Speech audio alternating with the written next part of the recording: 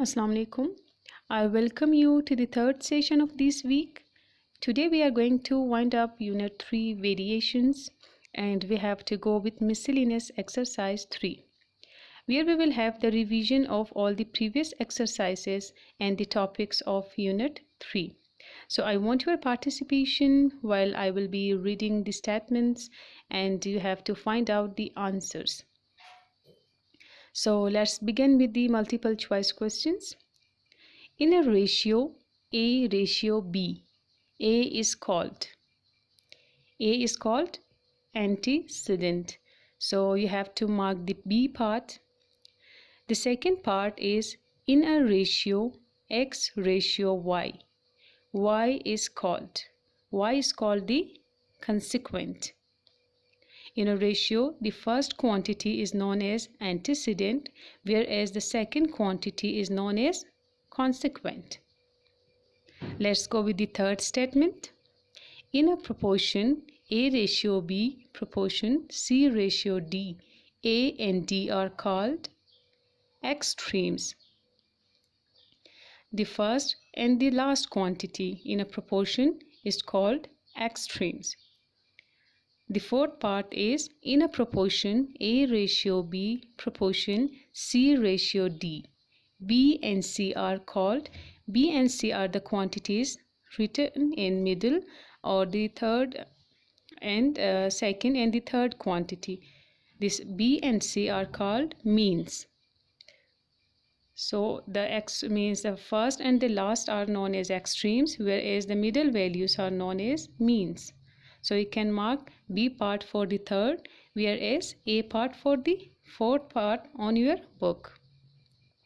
Fifth part is in continued proportion. A ratio B is equal to B ratio C. In continued proportion, the second quantity is being repeated again with the third quantity. So since B is in continuity, so therefore it is known as continued proportion. So here it is said that B is said to be. Now you have to see that what B is said to be. B is said to be the mean proportion. Why? Because this B is written in middle. Sixth part is in continued proportion A ratio B is equal to B ratio C. C is said to be dash proportional to A and B. So here we can see that A is the first proportional, whereas B is the second proportional. So C will be the third proportional. B is being in repetition, so B is the second quantity, whereas C is the third quantity. So C is the third proportional. Let's go with the seventh part now. Find X in proportion 4 ratio X, proportion sign 5 ratio 15. Here we are going to find the unknown value, which is X. So we'll go with the method like product of extremes and product of means.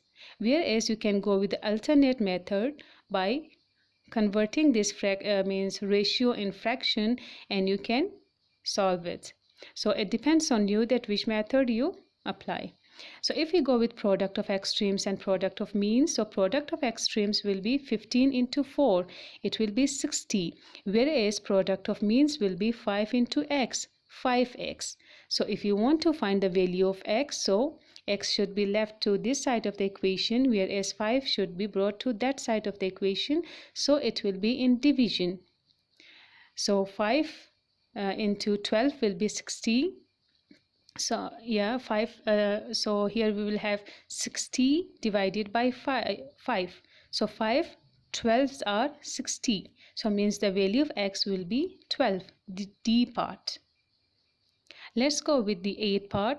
If U is in direct proportion with V square, then we can write the equation of variation by means substituting or by replacing this variation sign with equal sign, and here we can write k v square, where k is the constant of variation, which will show the variation between u and v square, that what is the variation between this quantity. Ninth part is that if y square is in inverse proportion with x cube, then how we can write the variation. Then here of course this sign will be replaced by equal sign, and here we can write k as the constant of variation, so a part will be the answer. Let's go with the 10th part now. If u ratio v, or we can write this in fraction form, this equal means proportion sign, v ratio w is equal to k. Here we are revising the k method, the topic k method. So we know that k is a means that constant which shows the simplified form of this ratio, that if you simplify this ratio, so it is simplified form means the result will be k. So both of these ratios are equal k, because when ratios are equal, so it is non proportion and we put equal sign there. So both of these ratios have the same value, it is equal to k. So how we can solve this? We can put u ratio v equal k and v ratio w equal k. So u is kept here and v is being multiplied with k, and w is being multiplied with k here. So here in the options, if you see everywhere the value of u is given, it means we are going to find an option where we have to find the value of u. So you have to be rational here, that what is asked from you means we have to find the value of k. We are not going to solve this. So let's go that how we can find the value of k here, u here. You can see that u, we have an equation with u and we have an equation with v. We need the value of u, so we'll write u as it is, and instead of v we can put its value. So the value of v is wk. So instead of v we can write wk, and this is k. So w is written as it is. K with k when multiplied, it will result in k square. So here we can mark which option? The first option.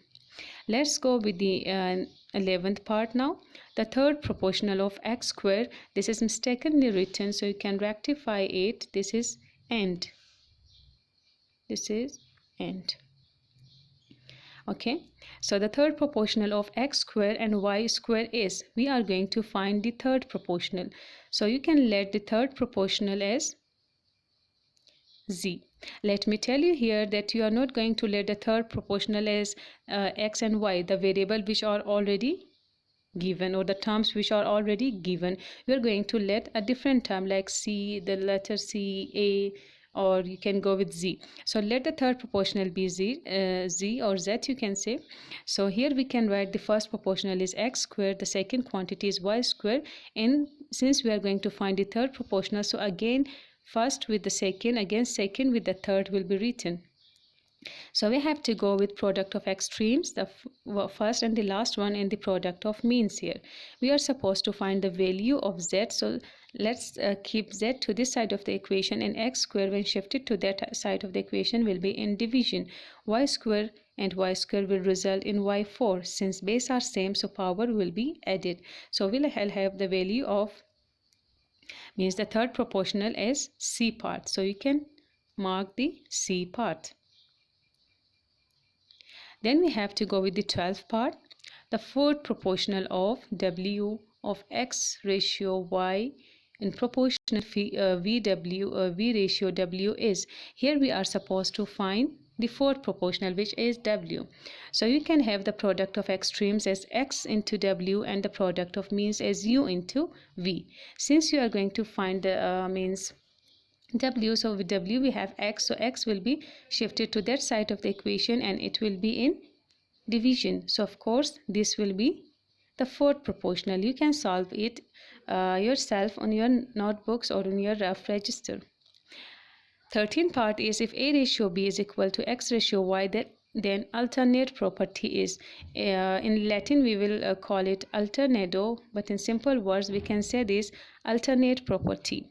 So alternate, as it was already discussed in the previous lessons, that alternate means we are going to go with the first but not the second, rather with the third, means alternate. So a, if the ratio of this will be established with x, we can write the ratio in fraction form, whereas b will be with y. So the 14th part is that if a ratio b equals x ratio y, then inverted property or invertendo property is. In invertendo we can refer it to the word inverse. So Inverse of A ratio B will be B ratio A, and inverse of X ratio Y will be Y ratio X. So you can mark the D part. 15th part is if A ratio B equals C ratio D, then component property is component property or componendo property. In componendo property, we will go with addition. So here you can see that all the means other options are in subtraction, but it means we can go with the addition, so we can mark the A part. Here we have the some fill in the blanks, and you can do it yourself as well. Let's go with it. The simplest form of the ratio is, means if we are going to simplify it, so what will be the answer? So you can see that here we will have this formula can be expanded when you will expand a cube minus b cube, or x cube minus y cube. So you can write x minus y, and in the next bracket the same term will come, x square plus xy plus y square. So when this will get cancelled, x square plus xy plus y square, we will have x plus y and x minus y divided by x minus y as a result. Then again the same concepts are being repeated here.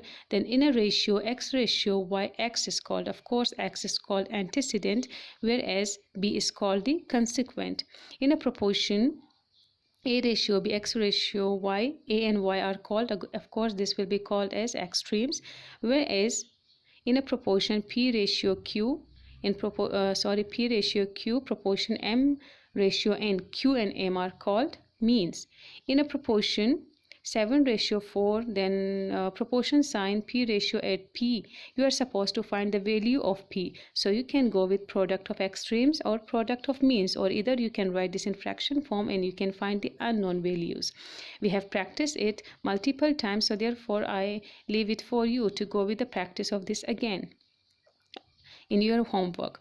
If 6 ratio m is in proportion with 9 ratio 12, then m. So you are supposed to find a value of m again with the same method of product of extremes and product of means. 8th part is if x and y varies directly, then x is equal to, of course, ky it will be. If v varies directly as u cube, then u cube is equal. Here what you can do, if v varies directly, so you can put v, then variation sign is u cube. Then you are going to convert this in equation of variation as v is equal to k u cube. So you are finding the value of u cube, means you are asked to find the value of u cube. So keep u cube to one side of the equation and go with the shifting of the parts, means the terms which are with u cube. Then you can find the value of u cube. If w varies inversely as p squared, then k. Same is the case, you can write means have inverse variation between w and p squared. Then convert the means variation in equation form, then just go with the shifting method, and then you can find the value of k. This requires one or two steps. A third proportional, now again you have to go, means these are the revisions of the previous topic. I'm just going to give you some hints or some explanation, and you are supposed to do this in your homework. You are going to find the third proportional, so you can let the third proportional as x or any value. Here you are supposed to find the fourth proportional, then the mean proportional and the continued proportion, which are already done and have been discussed in detail in the previous classes. Here you have the home assignment for today, and you are supposed to do question number 1 and 3 on book. Question number 1 is multiple choice question, whereas question number 3 is fill in the blanks, where we have some questions in question number 2, some parts in question number 2 which will cover the revision of all the previous topics or exercises. So you have to do this on your neat notebook. Stay blessed. Have a nice day.